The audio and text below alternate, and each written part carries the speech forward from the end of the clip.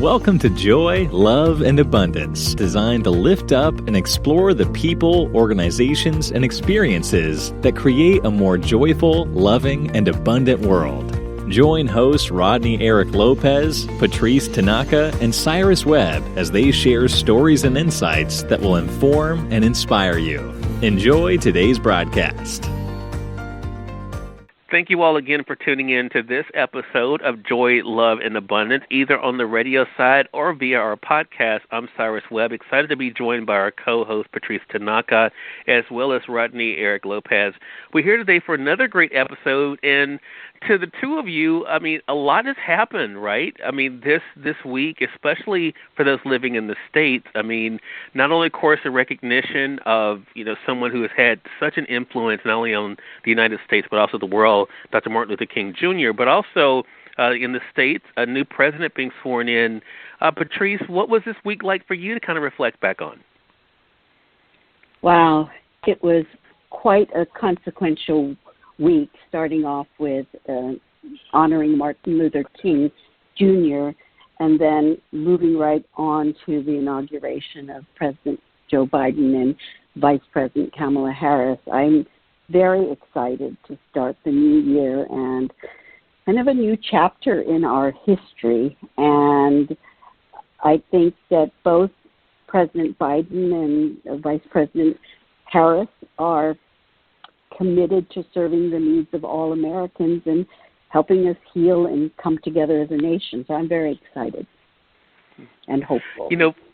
Yeah, and I think a lot of people kind of mirror that thought. Patrice, this year, as we kind of alluded to last week, is not, I think, the brand new start that a lot of people were hoping for.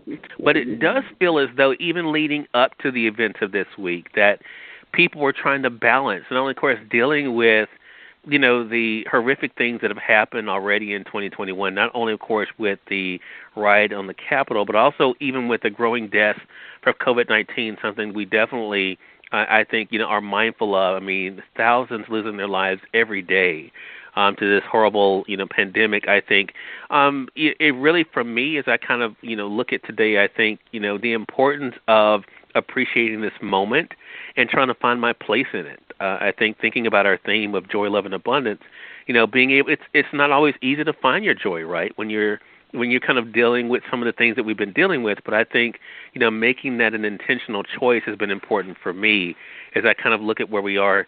Rodney, what about yourself? I mean, what was it like for you to kind of reflect on the events of this week? Inaugurations are often calls for national unity. People are trying to get the maybe the competitiveness of the election season behind them, and it often is a time when a unifying figure like a new administration calls upon people to unite over differences of party or other differences. And I think that this year is no different, although I think the call to unity is made more difficult. We are still enduring a pandemic that's causing incredible life loss every single day, and an election season and really a political season with bitter vitriol and not always the best dialogue across political chasms. And so I think that although I'm hopeful, I'm also really hopeful, not just in the national rhetoric, but I'm hopeful that at the ground level that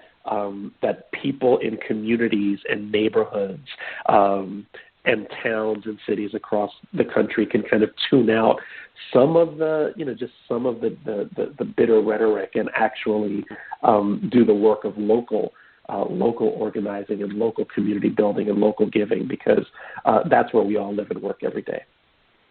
Yeah, and I would hope for our audience out there that they are looking at this as the beginning of a new chapter for themselves as well. I mean, it's a lot. I mean, to think about. Yeah. I mean, not only what we have to deal with individually, of course, in our own personal lives, but then to think about how all the things around us can really zap up of our joy, for sure. Patrice, to that point, I mean, you are, of course, I mean, out of the three of us, I think probably the most joyful and more intentional about that.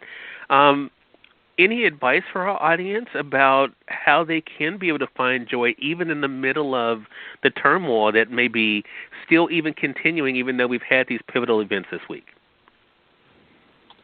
Yes, I think it's always about, how we will leverage our talents, our expertise, and our passion in service of other people and our planet.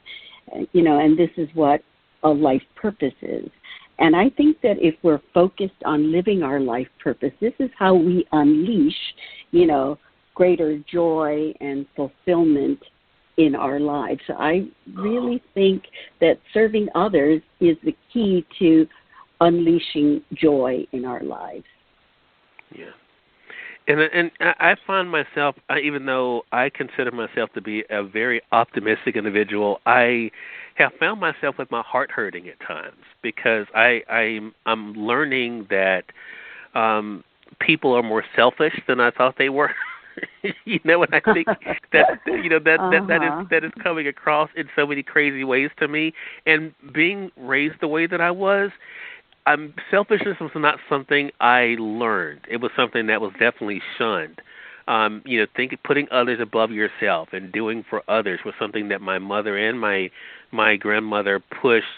I think when I kind of think about that when it comes to love, I think that's definitely something that hopefully people can find their way to. Again, I think, there's been so much focus on my rights and what I can do and what's within my power to do.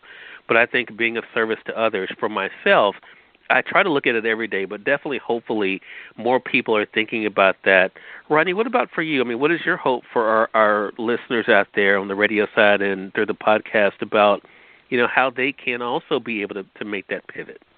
I think that, my hope for this year is that whatever we may believe politically, and I think politics are taking center stage because it's filling up what's in our kind of airwaves and social media right now.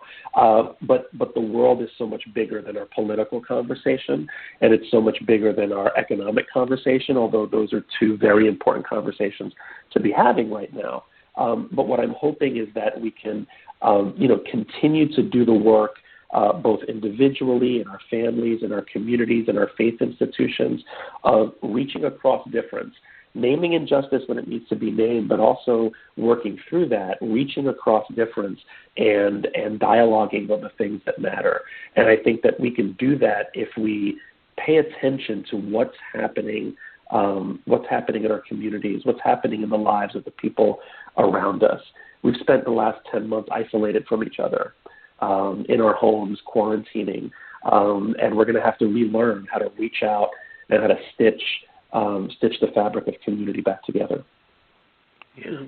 Cyrus, I just want to add, and to answer your question again about how, that people are very self-focused, I would say, and the best way, if you want to add more joy, love, and abundance in your life, and we all want more joy, love, and abundance, the counterintuitive way to do that is to share, to give away more joy, love, and abundance. In fact, the more you give, the more you get, which, I think some people think that, well, if I hold on to what I have, then I won't lose anything. But the law of the universe is the more you share, the more you actually receive. So anyway, I know we've talked about it, and the three of us share this mindset, but I just wanted to say it once more. Yeah, it's a great point, Patrice, and I think, for our audience out there, hopefully, again, no matter where you all are living in the United States or the world, and we do appreciate already the responses that came in from our first episode last week, so we definitely appreciate you all for tuning in, but hopefully you'll be able to look for this pivot for yourselves as we're moving forward. I want to say for those who are just tuning in, though, on the radio side, you're listening to Joy, Love, and Abundance. I'm Cyrus Webb. We're joined by our other great co-hosts today, Rodney-Eric-Lopez and Patrice-Tanaka. We've been talking about the events of this week, namely, I think, two of the big ones that people have focused on beginning the week with a recognition of Dr. Martin Luther King Jr., and then, of course, in the United States, which the world, I guess we could all say, is watching what's happening in the United States right now with the swearing in of now President Joe Biden, and as Patrice mentioned, we also can't forget the history-making swearing in of the first woman vice president, that being Kamala Harris. To that point, I think as we were talking about other stories that really kind of stood out to us, Rodney and Patrice, both of you kind of had these themes of definitely what we can learn from Dr. King. Rodney, do you want to share with our audience what kind of stuck out to you this week? Absolutely. Every Martin Luther King Day, I like to try to meditate on some piece of writing he had done or an important speech that he had given. And one quote that has stuck out to me this year, particularly in light of all of the challenges we've experienced this past year due to COVID, is this one. Dr. King said, "Philanthropy is commendable, but it must not cause the philanthropist to overlook the circumstances of economic injustice which make philanthropy necessary." And so there is this tension between really wanting to honor both individuals and institutions that give to communities in times of need, but you also have to do that and step back and look at, well, what are the larger economic institutions that are making this kind of need possible in the first place. And so this week, what lifted up to me is this interesting organization that formed in the Pacific Northwest, in Seattle specifically. They're called Community-Centric Fundraising. And this is a group that began with one person writing a blog. And then over the next couple of years, starting in 2015 to 2017, Vu Le and others in his network began having real conversations about what does fundraising mean if you're going to actually change the system. If all you're doing is giving to the same charities or giving to the same needs, but not shifting the conversation around what relationships between donors and recipients of donations look like, we're never going to move the needle on the big issues like poverty and climate change and some of the other things. And so this group has come together over the last few years to do some amazing work around naming some of the injustices and inconsistencies of fundraising and development. And for nonprofit geeks like me and Patrice has been in nonprofit work for a very long time, it's really important to have real conversations about whether fundraising must be grounded in race, equity, and social justice, this idea that individual organizational missions are not as important as the collective community, and that nonprofits are generous with and mutually supportive of one another. These are some of the themes and principles that this group out of Seattle is challenging the nonprofit sector to look at. And I think it's an important conversation to have right now, especially since charities and nonprofits have had to stand in the gap these last 10 months, whether it be food banks or libraries or other organizations that have supported people who were in need this year, when the government or the private sector couldn't. So it's an abstract choice this week, but I think that I'm really, really interested in the conversation around giving, generosity, and how that works in the nonprofit space. No, I think, honestly, Rodney, I think that is great because, again, it shows that I feel like it does show a connection as to how we can be able to make a difference. And I think all of us realizing how we can do it in our own way. I think that's what I used to get caught up on that myself, thinking, well, I can't do this, I can't do that. And so I was thinking about, wait a minute, but I can do this, or I can find a way to help with this, or I can. And I think these days, I think one thing I've learned, especially when it comes to giving and being able to be a part of things like this, how just to share sometimes, sharing something online or, sharing information with someone can definitely make a difference. No, I appreciate you bringing that up. Patrice, what about you? What stood out to you this week? Yeah, of course, focus on Martin Luther King Jr. and all the beautiful ideas and words he left us with, and the quote that has always been resonant with me is his saying that life's most persistent question is, what are you doing for others? What are you doing for others? And I think this is the question we should be asking ourselves, because it's ultimately what will lead to our most fulfilling and joyful life. And this question is at the heart of our life purpose, which, as I mentioned earlier, communicates how we will leverage our talents, our expertise, and our passion in service of other people and our planet. And the idea of being in service of other people is the crux of a life purpose statement. And what I've observed over the years is that people who are committed to serving others are the most joyful, loving, and abundant people, the kind of people that it's a pleasure to engage with. And yesterday was an intense day, and I had the joy of meeting and talking at length with some amazing purpose-driven individuals who are contributing a whole lot of good to the world, and I just wanted to give them a shout-out. One of them is Dave Hagenbuk, a professor of marketing at Messiah University in Pennsylvania, who almost as a public service speaks and blogs about what he calls mindful marketing, or marketing that's both effective and ethical. And he calls out marketers who are engaged in mindful marketing and also those who are not. Jeff Jowdy, the CEO of Lighthouse Council in Tennessee, has a fabulous company which helps nonprofits increase mission awareness, organizational effectiveness, and philanthropic support. He loves his work and does it with so much heart and passion.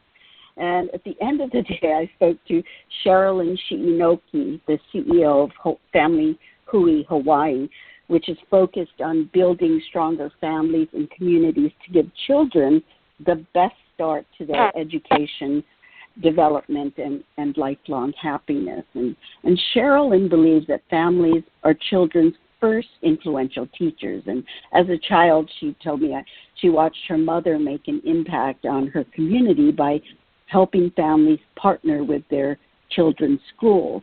And now, as a mother of 3, she's inspired to continue her mother's work.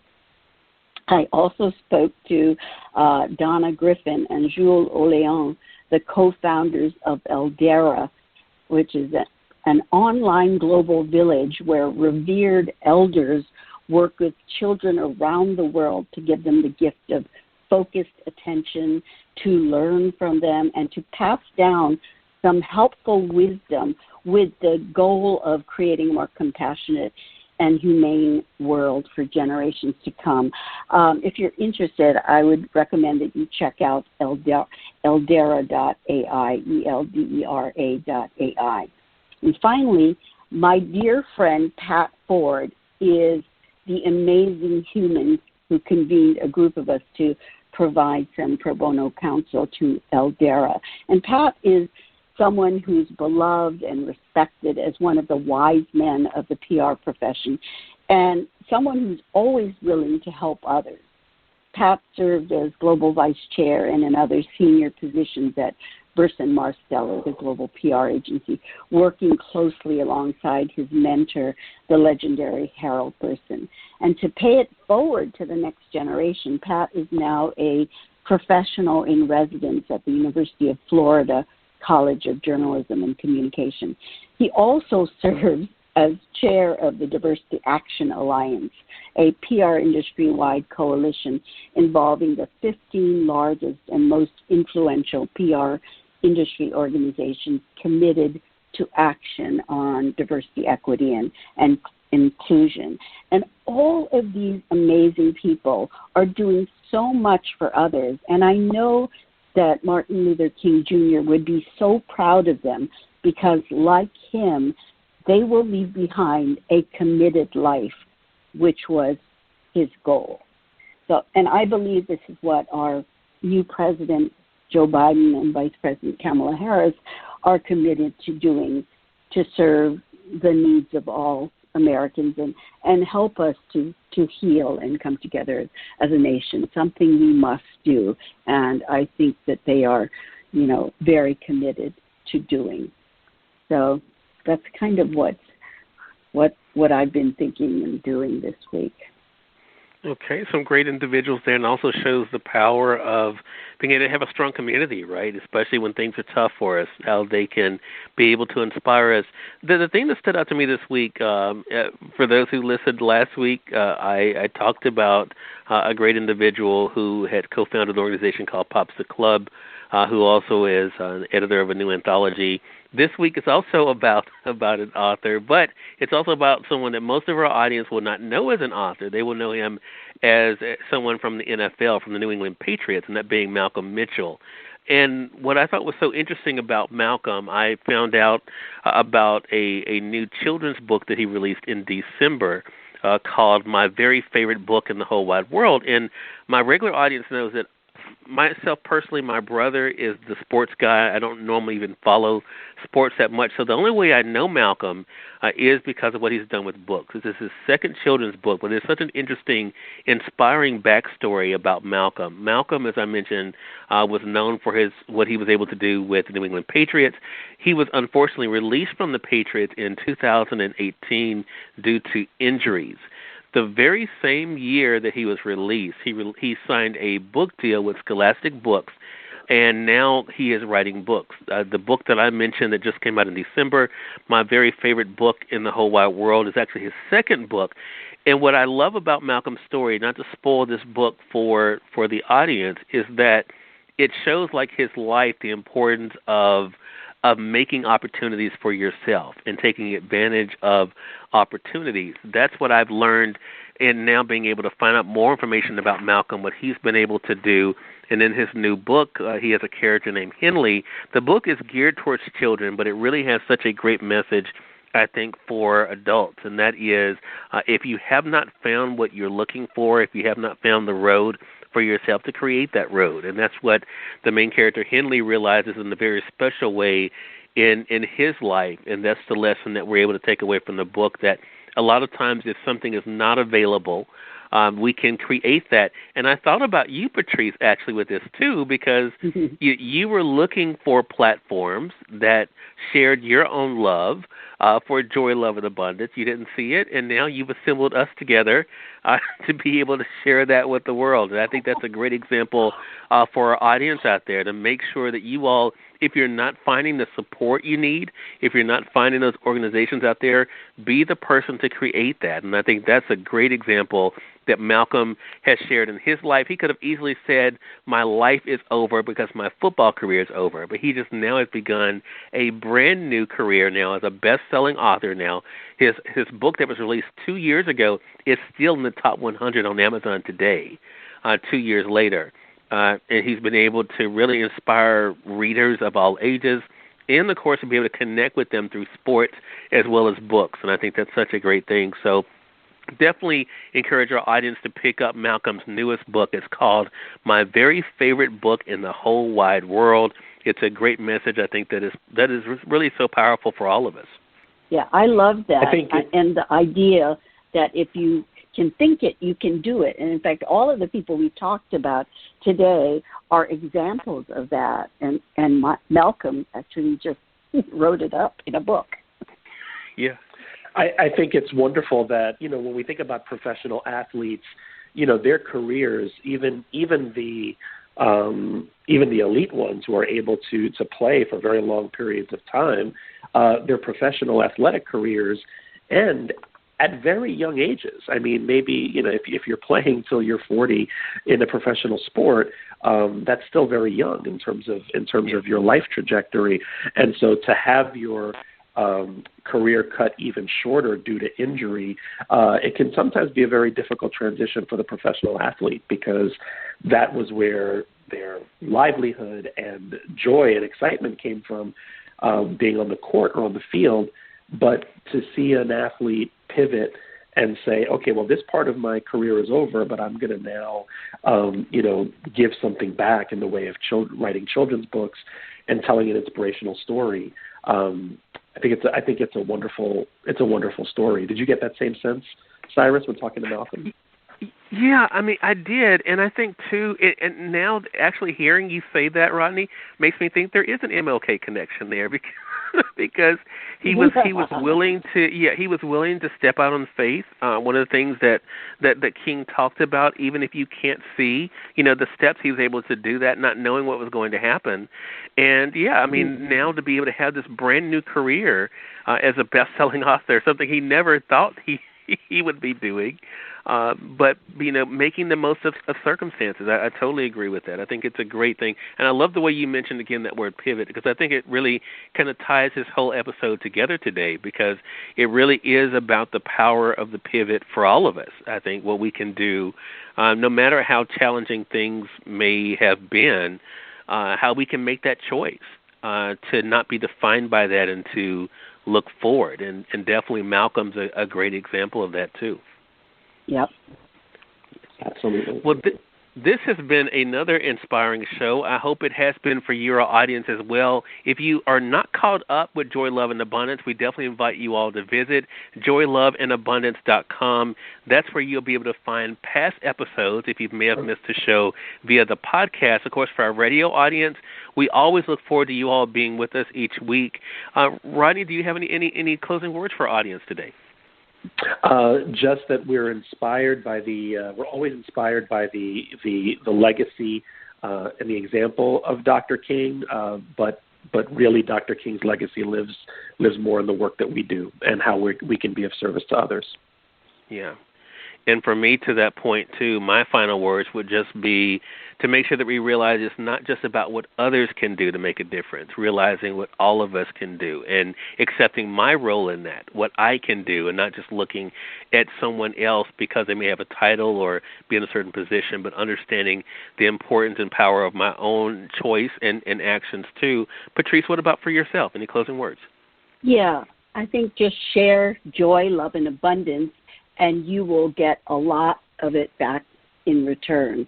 So it's a good thing, good strategy to get through life beautifully. Yeah, I totally agree. Well, we definitely thank all of these great voices for being a part of our broadcast today, and we thank you, our audience, for being with us for another great episode of Joy, Love, and Abundance. Until next time, you all make it a great one.